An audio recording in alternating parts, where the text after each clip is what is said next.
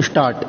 Supreme court ने माना है कि एक ट्रिब्यूनल के किसी भी फैसले प्रशासनिक ट्रिब्यूनल अधिनियम 1985 की धारा 25 के तहत पारित एक फैसले सहित की जांच केवल उस हाईकोर्ट द्वारा की जा सकती है जिसके पास उक्त ट्रिब्यूनल पर क्षेत्रीय अधिकार क्षेत्र है। कोर्ट ने संविधान पीठ द्वारा एल चंद्र कुमार फैसले में निर्धारित शासन का उल्लेख किया। संविधान के अनुच्छेद 323 ए और 323 बी के तहत बनाए गए ट्रिब्यूनल के सभी निर्णय हाईकोर्ट की एक डिवीजन बेंच के समक्ष जांच के अधीन होंगे, जिसके अधिकार क्षेत्र में संबंधित ट्रिब्यूनल आता है। पैरा। सुप्रीम कोर्ट ने आंध्र प्रदेश सरकार पर एनजीटी के 100 करोड़ के जुर्माने पर रोक लगाई। 25 करोड़ जमा करने का आदेश दिया। जस्टिस एएम खानविलकर और जस्टिस सीटी रवि कुमार कलकत्ता हाईकोर्ट के एक फैसले को चुनौती देने वाली केंद्र सरकार द्वारा दायर एक अपील पर विचार कर रहे थे, जिसने नई दिल्ली में स्थित केंद्रीय प्रशासनिक न्यायाधिकरण की प्रमुख पीठ द्वारा पारित एक आदेश को रद्द कर दिया था और अदालत ने दोहराया कि मामले के तथ्य पश्चिम बंगाल राज्य के तत्कालीन मुख्य सचिव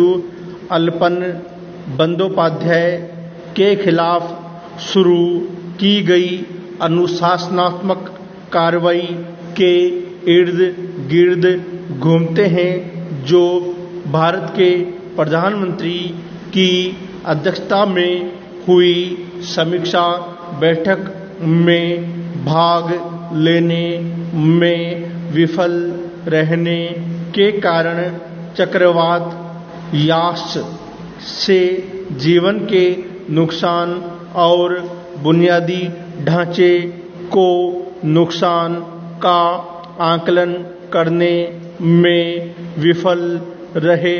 पैरा। यदि न्यायिक न्यायाधिकरण कार्रवाई शुरू करने के लिए कुछ दस्तावेजों को प्रस्तुत करने में असमर्थ है तो सभी प्राकृतिक न्याय उल्लंघन नहीं है।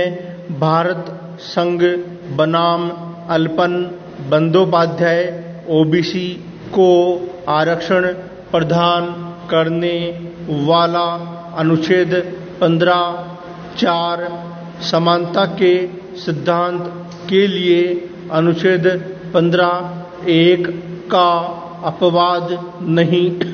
विस्तार है।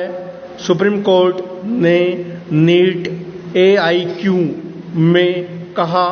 सुप्रीम कोर्ट ने गुरुवार को स्नातक और स्नातकोत्तर चिकित्सा पाठ्यक्रमों के लिए राष्ट्रीय पात्रता सह प्रवेश परीक्षा नीट परीक्षा में अखिल भारतीय कोटा एआईक्यू सीटों में आरक्षण की अनुमति और इन एआईक्यू सीटों में 27% ओबीसी कोटा की संवैधानिकता को बरकरार रखते हुए एक विस्तृत निर्णय सुनाया। पैरा।